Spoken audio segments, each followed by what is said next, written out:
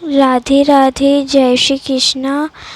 आज हम चैतन्य महाप्रभु जी की अद्भुत लीला श्रवण करेंगे। चैतन्य महाप्रभु बंगाल से वृंदावन जा रहे थे तो एक छाछ बेचने वाला जा रहा था। मट्ठा बेचते बेचते वो सुबह सुबह जा रहा था। मट्ठा ले लो, मट्ठा ले लो। तभी उसके सामने महाप्रभु आ गए। एकदम उनका तेज चेहरा पर निखार रहा था। उनकी भुजाएं बड़ी लंबी थीं। कितनी थी? उनकी भुजाएं घुटनों के नीचे जा रही थीं। तब उनको सामने मट्ठा बेचने वाला दिखा। महाप्रभु जी को प्यास लगी थी तो उन्होंने कहा, चल मुझे छाछ दे। तो वो पात्र में देने लग गया, लेकिन महाप्रभु ने पात्र को उसके हाथ छीन कर फेंक दिया और छाछ का घड़ा ले लिया। मटके की सारी छाछ महाप्रभु गड़गड़ पी गए। पूरा मटका खत्म। तो मट्ठा बेचने वाला बोला कि अच्छा, सारी छाछ मैं पी गए। एक ही ग्राहक से मेरा काम हो गया। अच्छी बोनी हुई तो देखा कि महाराज छाछ पीकर फिर आगे चलने लग गए तो कहा कि अरे महाराज, कहाँ जा रहे हो? तो महाप्रभु बोले, क्या क्या हुआ? तो छाछ वाला बोला कि अरे, आप मट्ठा तो पी लिए, उसका मोल तो चुकाना होगा। तो महाप्रभु बोले कि मैं तो संसार को विरक्ति सिखाता हूँ, भला मेरे पास क्या होगा?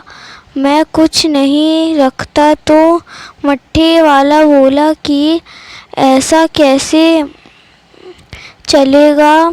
हमें तो घर चलाने के लिए कुछ चाहिए, जो भी हो कुछ तो देना पड़ेगा। तो महाप्रभु बोले, तो जो मेरे पास है वो ले लेंगे? तो बोला, हाँ। तो महाप्रभु बोले, मेरे पीछे कुछ परिकर उनसे मांग लेना। ऐसा कहते वो उद्बाहु होकर हरि बोल करते हुए, संकीर्तन करते हुए तो जाने लग गए। तो मट्ठा वाला बोला, अरे, ये तो कुछ दिए बिना चले गए। कोई नहीं, मैं इंतज़ार करता हूँ, उनके चले आ रहे होंगे। तो वही वो बैठकर देख रहा था। तभी महाप्रभु के परिकर आ गए तो उसने कहा, रुको रुको, क्योंकि वो सबके माथे का चंदन और गले की कंठी को देखकर पहचान गया कि ये उन्हीं महात्मा के चेले हैं। तो वो कहा कि आपके गुरु ने हमारे सारे मट्ठे को पी लिया और उसका कुछ मूल भी नहीं चुकाया। अब तुम दो। तो सभी परिकर हंसने लग गए कि हमारे गुरु के पास एक कौड़ी नहीं है तो हमारे पास लाखों करोड़ों होगी क्या? हमारे पास भी हमारे गुरु जैसे एक चीज़ है। हरि बोल, हरि बोल, हरि बोल। करते करते शिष्य भी चले गए। एक उनके पास आशा थी कि उनके चेले कुछ देंगे, लेकिन ये भी ऐसे चले गए। तो वो बड़ा दुखी हुआ। रखा सर पर मटका रखकर वापस घर जाने लग गया।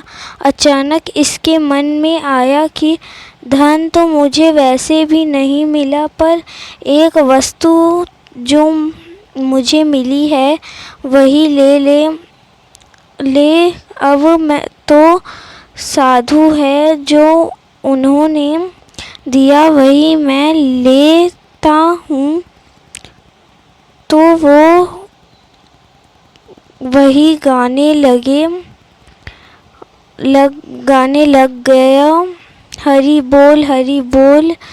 नाचता नाचता गाता गाता ये भी जा रहा था। ऐसे चलते चलते उनकी मटकी बड़ी भारी होने लग गई। उसका वजन भारी हो गया था, वो चलने लग गया। जब मटकी सही नहीं गई तो उसने अंदर दिया, उससे कपड़े छटाया और जैसे देख घड़ा हीरा मोती सोने से भरा हुआ है। इसने देखा और सोचा कि उस महापुरुष ने इस मटकी के घड़े को छुआ, देखो इसकी कीमत कितनी बढ़ गई। सोचो अगर वो महापुरुष मुझे छू लिया तो मैं कितना कीमती बन जाऊंगा। उसने उठाया घड़ा फेंक दिया वहीं के वहीं। कोई मतलब नहीं उसे उस घड़े से।